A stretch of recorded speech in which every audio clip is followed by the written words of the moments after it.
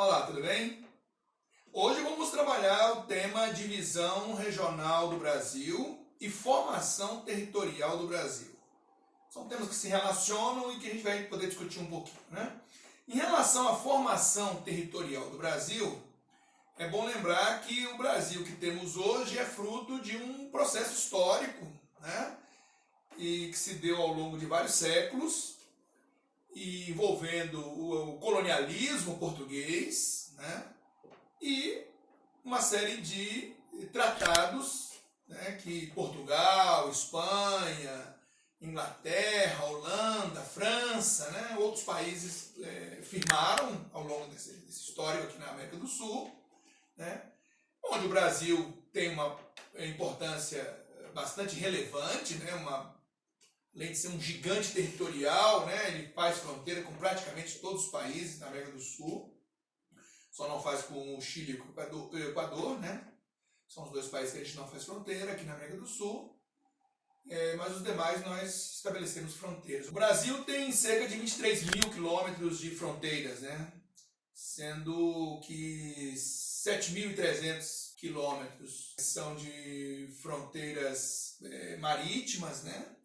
E os outros 15.700 são de fronteiras terrestres, né? Então temos uma extensa fronteira, né? Somada à marítima e à terrestre.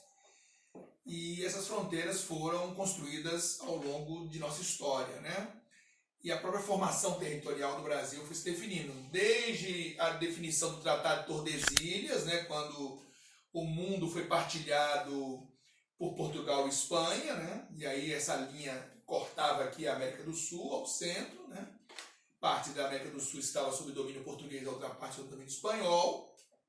Porém, os portugueses foram avançando, né, para dentro do território espanhol, né, através de expedições, instalação de fortes, né, principalmente ali na região da Amazônia, né, e também no Nordeste foi se avançando com o gado pelo interior do país, né.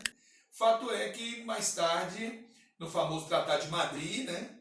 O Tordesilhas é do final do século XV e o Madrid é da metade do século XVIII, 1750, né? O Tratado de Madrid se reconfigura essa divisão aqui da América do Sul, né? Inclusive, uma parte significativa das fronteiras que o Brasil tem hoje começam a ser delineadas por esse Tratado de Madrid, né? E se utilizou lá o direito de posse, o uti possidetis, que eles chamam, né? Que Portugal tinha avançado, tinha, vamos chamar assim, tomado posse e reivindicava agora o direito de incorporar aquelas regiões, né? E depois tivemos outros acordos com a Espanha, inclusive ajudaram a definir a região sul do Brasil, né? A fronteira sul ali, no extremo sul do Brasil, foi definido com outros acordos com a Espanha.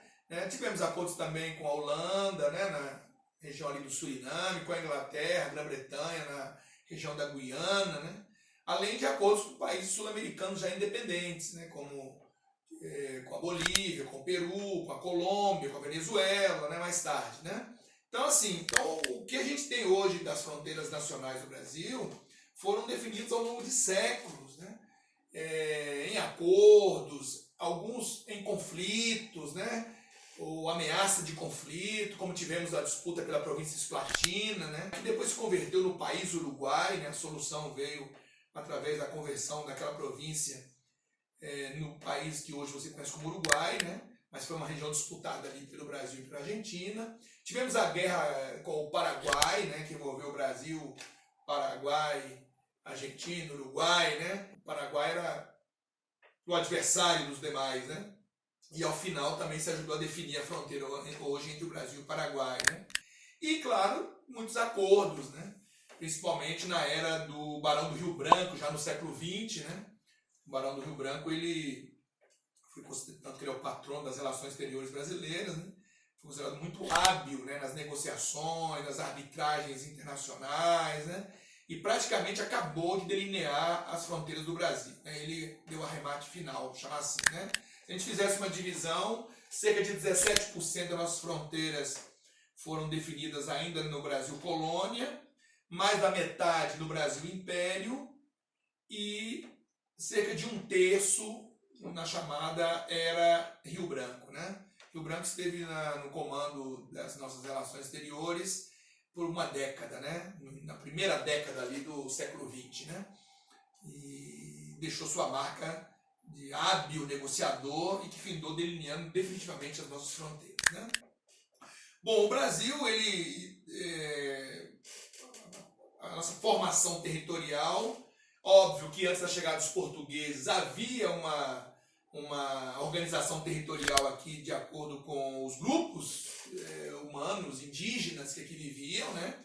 Eles tinham sua territorialidade que se definia em lutas, por heranças, né?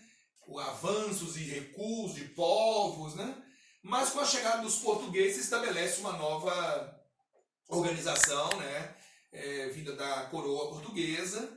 Nossa primeira organização territorial se dá pelo modelo de capitanias hereditárias, né? Ainda ali no século XVI, né? Isso vai durar praticamente todo o século XVI e todo o século XVII, nesse modelo, onde a capitania hereditária ela tinha um donatário, né? Esse donatário tinha vínculos com a coroa, era escolhido pela coroa, e o donatário tinha poder muito grande de definir, né, o modelo de organização econômica da região, o tipo de produção que ele ia fazer, sempre muito alinhado com a coroa, né? Mas esse é o primeiro modelo de divisão que o Brasil, ainda no período colonial, tem. Depois nós vamos ter, né, no início do século XVII, até como uma forma de defender o Brasil de invasões e pretensões francesas, né? Houve uma divisão em 2 estados, né? O estado do Maranhão, com a capital em São Luís, e o estado do Brasil, o restante do país, né? Depois que a ameaça francesa foi extinta, né? Aí nós passamos a ter um interesse maior em penetrar na região da Amazônia, né? Até para explorar e avançar no território sul-americano, né? Construindo fortificações, né? É aquilo que no futuro vai nos dar direito a mais terras para além da antiga fronteira de Tordesilhas, né? E aí, nessa fase de foco na Amazônia, transforma-se o antigo estado do Maranhão no estado Grão-Pará, e a capital de São Luís passa agora a ser Belém, né? Notabilizando a importância maior da Amazônia agora nessa fase, né? E o outro estado era o restante do Brasil, né? Então, além das capitanias hereditárias, houve um momento aí no século XVII, né, que se estabeleceu uma divisão em 2 grandes estados aqui no Brasil, por conveniência da coroa portuguesa, seja para defender a terra dos franceses, das invasões francesas, seja para uma maior penetração na Amazônia, né? O sistema de capitanias hereditárias ele vai perdendo força e vai se esvaindo, e principalmente durante a era pombalina, né, do Marquês de Pombal, que metade do século XVIII, né, a partir de 1750, que a gente conta a era pombalina, né, e por 1/4 de século aí ele comandou, ele foi uma espécie de primeiro-ministro lá do rei português, né, e fez grandes reformas, né. E com isso nós saímos do modelo de capitanias hereditárias, ele esvaziou o poder dos donatários, né? E passou essas capitanias a serem capitanias da coroa, né? Do vice-reino, né? E isso vai levar à subordinação maior dessas capitanias à coroa, porque quem passou a governar essas capitanias da coroa, agora assim chamadas, ou do vice-reino, são elementos do governo, né, que a coroa escolhia, né, nomes vinculados à coroa portuguesa. E não tinham mais autonomia que os donatários das capitanias hereditárias tinham, né. E aí nós chegamos a ter, eram 2 categorias, né, as capitanias gerais, que eles chamavam, e as capitanias subordinadas, né, que eram subordinadas a essas gerais. Então o capitão geral ele tinha poder sobre a capitania geral e sobre aquela que era subordinada à capitania geral dele, né? Tínhamos 2 blocos de 9 capitanias, né? Gerais e subordinadas, né? Eram dois blocos, né? 9 gerais e 9 subordinadas. Essa é uma outra divisão que o Brasil teve, né? Isso vai se estender até praticamente a independência do Brasil, né? Quando o Brasil ficar independente, né? Lembre-se que a família real veio para o Brasil em 1808, né?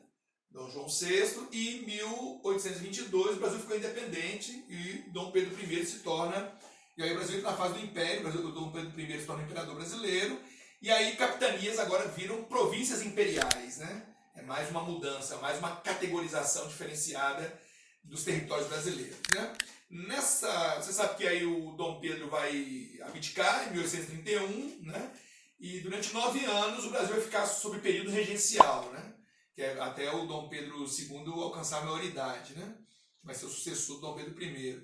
Nesse período, no período regencial, que é o período que está se consolidando ali a independência brasileira e o Império, né? Foi um período de centralidade de poderes, né? Na mão do imperador. E aí, ainda quando o Dom Pedro I estava aqui, mas com a saída dele fica um certo vácuo de poder, embora tenha as regências, e aí as oligarquias que até então vinham sendo domadas, né, pelo imperador, que vinha tentando unificar o território, porque aí sim o Brasil começa a ter definitivamente uma política de maior unidade nacional. Até então nós não tínhamos alcançado isso, né? E aí nisso é necessário domar as poderosas oligarquias regionais que já tinham se formado aqui dentro, né? E aí aproveitam essa transição, né, da fase do Dom Pedro I para o Dom Pedro II, que passa por essas regências, e aí começam algumas revoltas, né, dentro do Brasil, como a Confederação do Equador, que foi uma revolta da elite pernambucana, né? Tivemos revoltas separatistas, né, como a Cabanagem no Pará, a Sabinada na Bahia, e a mais famosa delas, a Farroupilha no Rio Grande do Sul, Santa Catarina, né? Chegaram a decretar a independência, né, do estado de Piratini e Juliano, né? Piratini, Rio Grande do Sul, e Juliano ali na Santa Catarina, né?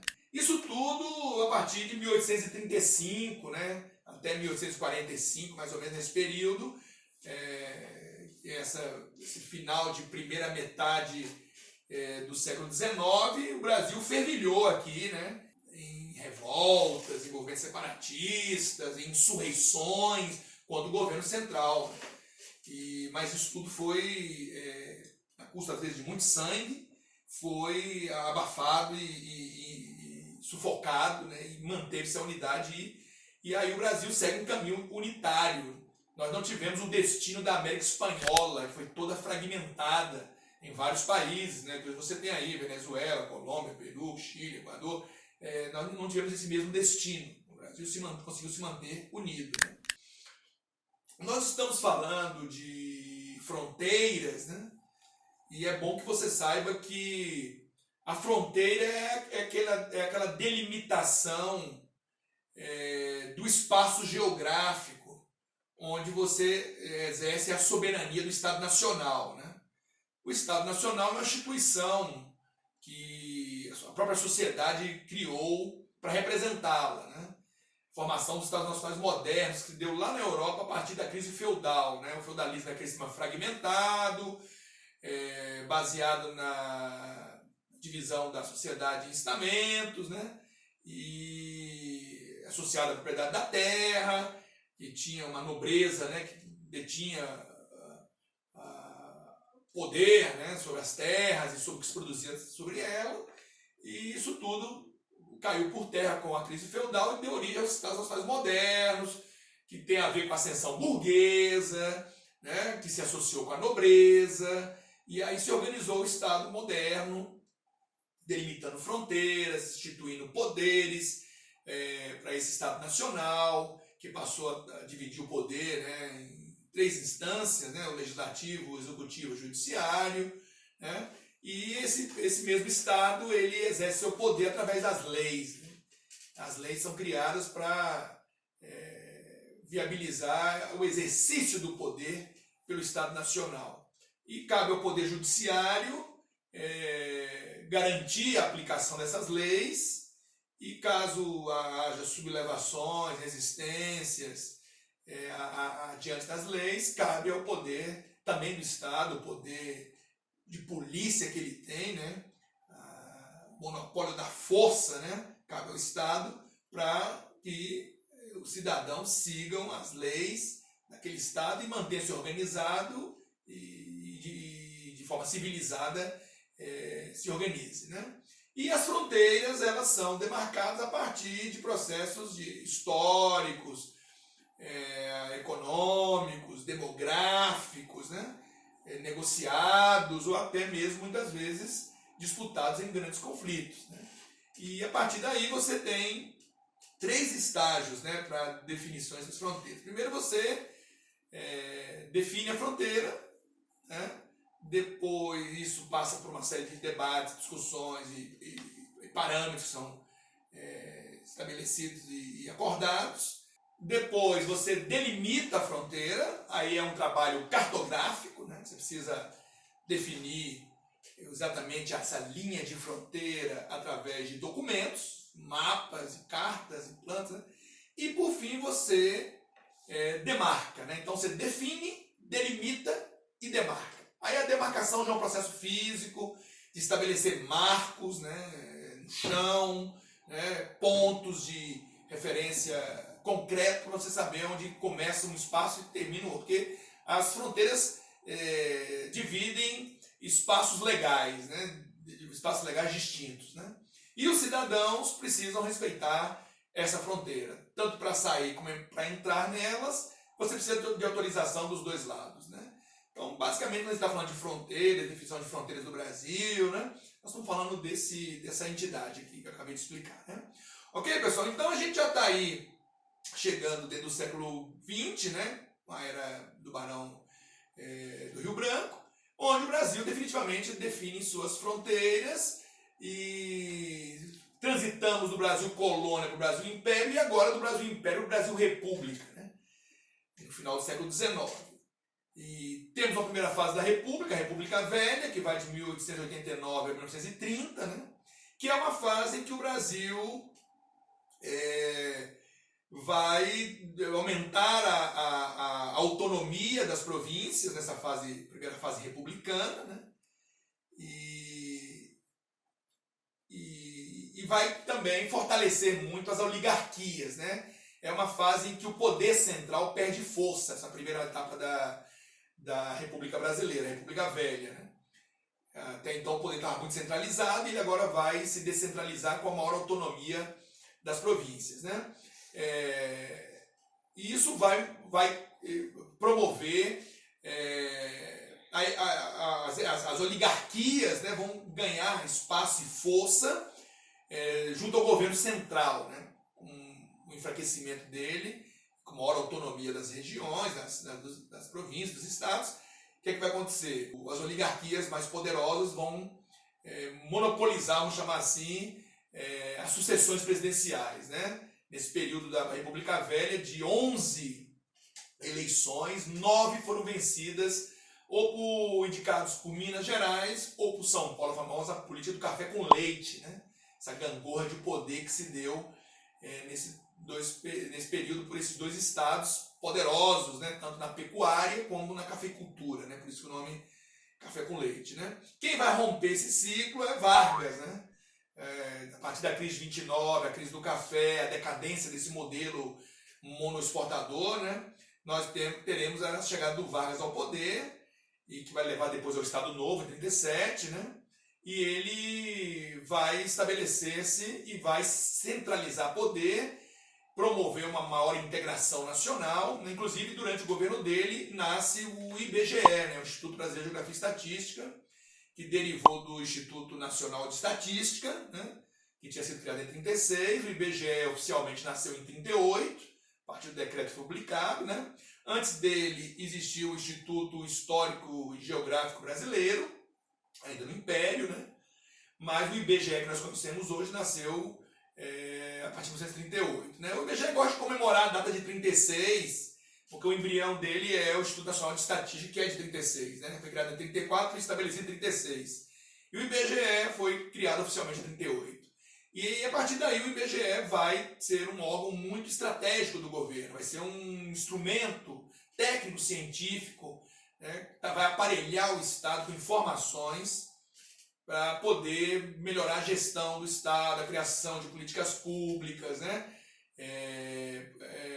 Conhecer melhor as características do Brasil, né? Então, a partir da fundação do IBGE, o IBGE vai estabelecer divisões regionais no Brasil. Na verdade, uma divisão que a divisão que nós utilizamos hoje como divisão oficial do Brasil foi criada pelo IBGE na década, no final da década de 60, 69, né, no início dos anos 70, nasceu a divisão em 5 macro-regiões, Norte, Nordeste, Sul, Sudeste e Centro-Oeste, né, que nós utilizamos até hoje. Né? Antes disso, o Brasil passou por outros modelos de divisão. Né? Por exemplo, em 1913, o Brasil tinha uma divisão em região setentrional, norte-oriental, oriental, meridional e ocidental. Né? Em 42, o Brasil já tem uma nova configuração de divisão regional, né? Porque aí a gente passa a ter as regiões norte, nordeste e sul, já começam a aparecer esses termos, embora a composição de estados não seja exatamente a que nós temos hoje, mas já começa a aparecer, região leste, oeste, né? E região centro. Né? Isso já em 42. Depois, em 46, nós já começamos a ter os termos norte, nordeste, sul, leste e centro-oeste. Né? Aí aparece a expressão centro-oeste. E, por fim, em 69, as regiões norte, nordeste, sul, sudeste e centro-oeste, que até hoje nós utilizamos. Né? Esse conceito, inicialmente, de macro-regiões, ele está apoiado no conceito de região natural. Né? Depois evoluiu-se para um conceito de região um pouco mais complexo, envolvendo também condições demográficas, econômicas, né? Mas é uma divisão rígida, né? Uma divisão em que você utiliza a fronteira entre os estados para definir a fronteira entre as regiões. Né? Mesmo tendo originalmente se baseado no conceito de regiões naturais, e nós sabemos que, do ponto de vista natural, as áreas não se encerram exatamente nas fronteiras entre os estados. Né? Então, a Amazônia vai para além da fronteira norte, né? O Cerrado vai para além da fronteira do centro-oeste, a gente sabe disso, mas, para efeitos didáticos, resolveu-se definir a fronteira dos estados como a fronteira das regiões. Né? Além dessa divisão em macro-regiões, que é oficial do IBGE, que se utiliza até hoje, depois o IBGE vai evoluir no conceito de meso e micro-regiões, né, para poder melhorar o estudo de cada área, porque o conceito de macro-região ele comporta os estados lá dentro. Né? Mas são unidades ainda muito amplas para você fazer um estudo mais pormenorizado. Né? Daí veio depois o conceito de mesorregiões e micro-regiões, né? Onde você consegue fazer um estudo mais municipalizado, né? Um foco maior em áreas menores. E as dinâmicas daquelas áreas você pode observar com mais atenção. Existem 2 outras divisões do Brasil, divisões regionais, que não são oficiais. Uma delas é a do Pedro Pinchas Geiger, né? Que divide o Brasil em regiões socioeconômicas, complexos socioeconômicos, né? Complexos regionais brasileiros, né? Onde nós temos apenas 3 complexos, né? A Amazônia, o Nordeste e o Centro-Sul. Né? Sendo que a Amazônia são os estados da região norte, só que pega também parte do Mato Grosso, parte do Maranhão, né? E nem todo o estado do Tocantins estaria na região amazônica, né? Na Amazônia. O Nordeste já não tem o oeste do Maranhão, porque ficou na Amazônia, mas, porém tem o norte de Minas, o Vale do Jequitinhonha e o norte do Espírito Santo, né? E o centro-sul seria o restante do país, né? Que não entrou na Amazônia e no Nordeste. Então essa é uma famosa divisão. E temos a divisão proposta pelo Milton Santos, o grande geógrafo brasileiro, que falava em região concentrada, né? Onde ele funde, né, as regiões sudeste e sul na chamada região concentrada. Okay? No nosso próximo encontro a gente vai poder falar um pouquinho melhor sobre todas essas divisões, que eu acabei de apresentá-las aqui, e entendê-las de uma forma mais pormenorizada. Okay? Espero que vocês tenham podido acompanhar esse primeiro momento aí dessa nossa introdução desse novo tema, e no próximo encontro a gente continua. Um grande abraço.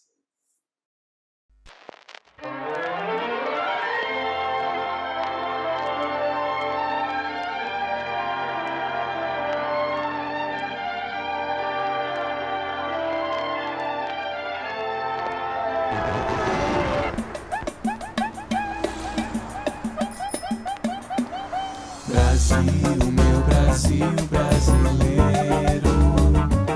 Brasil, meu Brasil brasileiro. Brasil, nos tempos de colônia, sem estrutura, mas com bela natureza, vivia a exploração de seus recursos. Havia vilas e cidades concentradas no Nordeste, beirando o litoral, e escravos, garantindo a produção da cana pra tudo quanto é lado. Apenas poucos portos, São Vicente e Paraty, Recife, Olinda, a capital São Salvador. E aí? Aí surgiu o ouro e as populações seguiram pro interior. Estradas para Ouro Preto, Diamantino e Mariana, Pirenópolis, Cuiabá, Goiás. Aliás, a minutia em serra e a falta de minério trouxe crise pra colônia, e quem salvou? A agricultura e a pecuária, um novo impulso agrícola, vê se não é. Brasil, meu Brasil brasileiro. Brasil, meu Brasil brasileiro. 1808, a corte portuguesa se mudou pra nova capital, Rio. E o Brasil foi promovido a vice-reino. Reinaram melhorias de portos, academias, teve a imprensa régia e o Banco do Brasil. As lavouras de café transformaram a geografia, surgiram ferrovias, vieram imigrantes, tudo pra aumentar a produção. Crescimento no Sudeste, a industrialização. Vixe, era café pra todo lado, café pra todo mundo, mas o mundo tava em crise. A Grande Depressão, a Quinta-feira Negra, aí sobrou café, faltou programação. Década de 30 já não tem café com leite, é Getúlio Vargas e o governo provisório, marchando pro oeste com poder centralizado. É o Estado Novo provendo ocupação. Brasil, meu Brasil brasileiro. Brasil, meu Brasil brasileiro. Somamos a modernização, o êxodo rural e empresas estrangeiras se instalando no país. Juntamos a um governo e uma meta de progresso, 50 anos em 5 de governo, e o desfecho: o crescimento do país. A capital saiu do litoral pro Distrito Federal, Planalto Central, Brasília, plano piloto, Asa Norte, toda planejada pra ser sede do país. Viveu a ditadura e o crescimento industrial. Num país urbanizado, a população urbana é maior do que a rural. E o povo brasileiro, pelo censo nacional, viu o fato acontecer nos anos 70.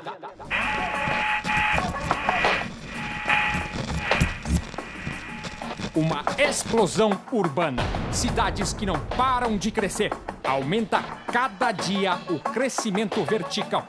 Junto da poluição, junto da população que se empilha. E empilha toneladas de lixo.